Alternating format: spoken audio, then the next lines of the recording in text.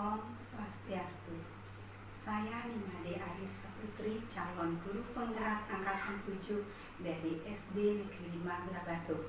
Kali ini saya akan menyampaikan koneksi antar materi, kesimpulan, dan refleksi pemikiran Ki Hajar Dewantara pada modul 1.1. Modul 1.1 ini memberikan saya pembelajaran dan pemahaman yang luar biasa. Dan adapun hal-hal yang masih saya percayai sebelum mempelajari modul ini antara lain: pertama, saya masih percaya bahwa anak yang lahir di dunia itu diumpamakan seperti sehelai kertas yang belum ditulis, sehingga kaum pendidik boleh mengisi kertas yang kosong itu menurut kehendaknya. Saya masih berusaha membentuk watak siswa seperti apa yang saya inginkan. Kedua, pendidik berupaya menyeragamkan pengalaman belajar siswa, termasuk mengupayakan agar siswa mencapai tingkat pemahaman yang sama.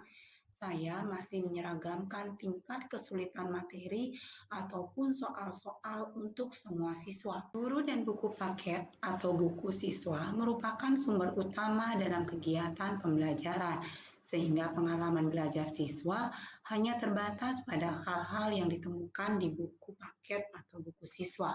Ketika duduk rapi tangan dilipat, siswa akan lebih berkonsentrasi dan dapat menyerap materi pelajaran lebih banyak atau seperti sistem kolonial. Sehingga sebelum kegiatan pembelajaran dimulai, saya masih sering menginstruksikan agar siswa duduk dengan rapi.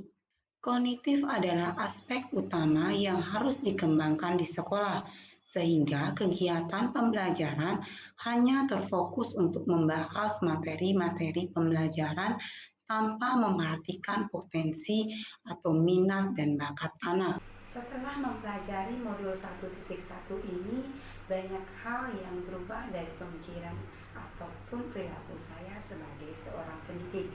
Nah, adapun hal-hal yang dapat saya ubah seperti: anak yang dilahirkan itu diumpamakan seperti kertas yang sudah ditulisi penuh, tetapi semua tulisan-tulisan itu suram.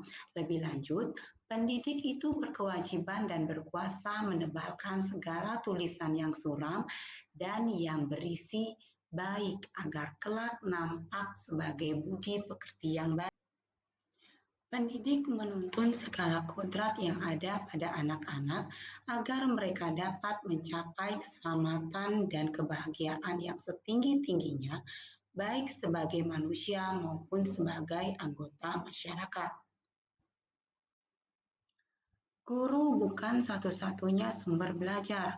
Pendidikan anak sejatinya menuntun anak mencapai kekuatan kodratnya sesuai dengan alam dan zamannya.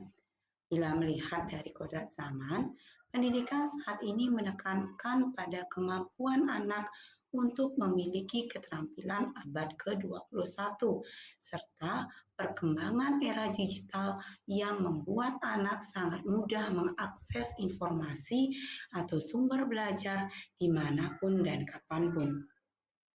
Anak harus dididik dengan cara yang sesuai dengan tuntunan kodrat alam dan zamannya sendiri. Kodrat alam berkaitan dengan sifat dan bentuk lingkungan di mana anak berada. Sejatinya dunia anak-anak adalah dunia bermain, sehingga pendidikan sistem kolonial sangat bertentangan dengan dunia anak-anak, di mana hendaknya kegiatan pembelajaran dikemas sebagai permainan-permainan menarik sehingga anak akan merasa nyaman belajar dan lebih mudah membangun pengetahuannya sendiri. Kognitif bukan merupakan aspek utama yang harus dikembangkan dari siswa. Setiap anak memiliki aspek kognitif, afektif, dan psikomotor yang berbeda. Setiap anak memiliki potensi yang berbeda dan harus dikembangkan sesuai dengan lingkungan dan zamannya. Namun tetap harus memiliki budi pekerti positif yang kuat sehingga dapat bersosialisasi dengan baik di lingkungan manapun. Nah, dengan adanya perubahan pemikiran dan perilaku tersebut, adapun hal yang dapat segera saya lakukan agar kelas mencerminkan pemikiran KHD seperti: menebalkan tulisan sama. Hal ini dapat saya lakukan dengan pertama, melengkapi formulir pendaftaran siswa dengan lembar karakteristik anak yang diisi oleh orang tua. Berikutnya, saya akan melakukan komunikasi dengan wali kelas sebelumnya tentang karakteristik dari siswa. Terakhir, saya akan melakukan observasi langsung tentang karakter siswa dan memberikan contoh penerapan budi pekerti yang positif.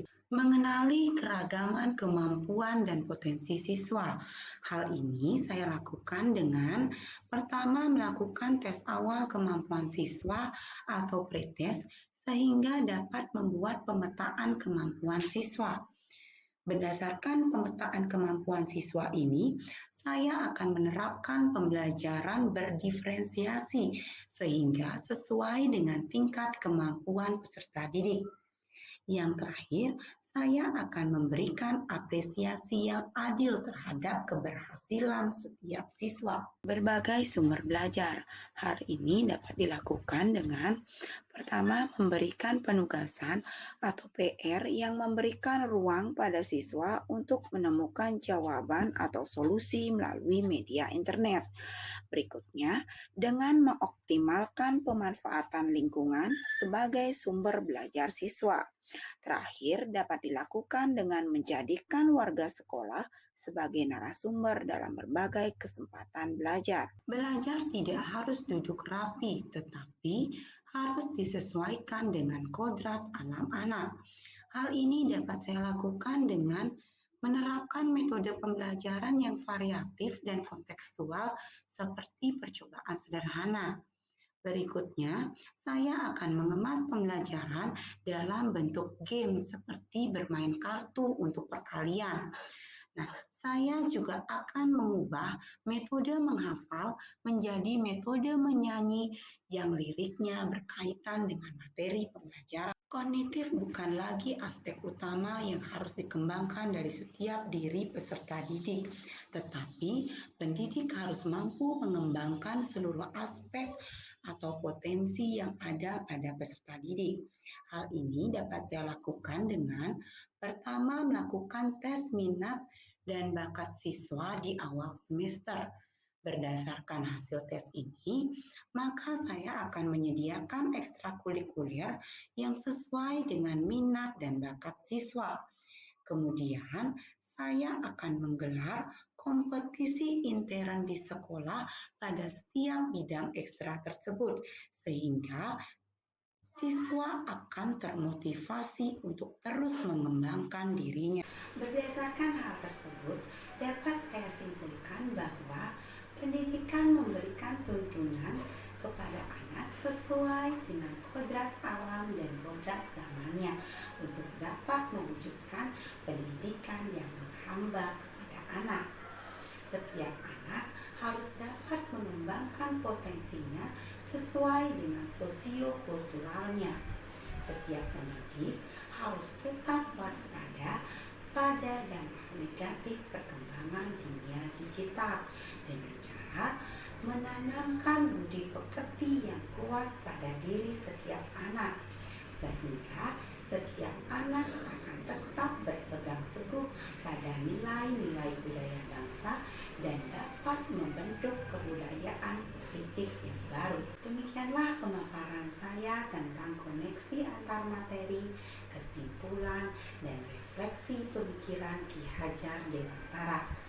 Mari bergerak untuk memajukan pendidikan Indonesia. Om Santi Santi Santi Om.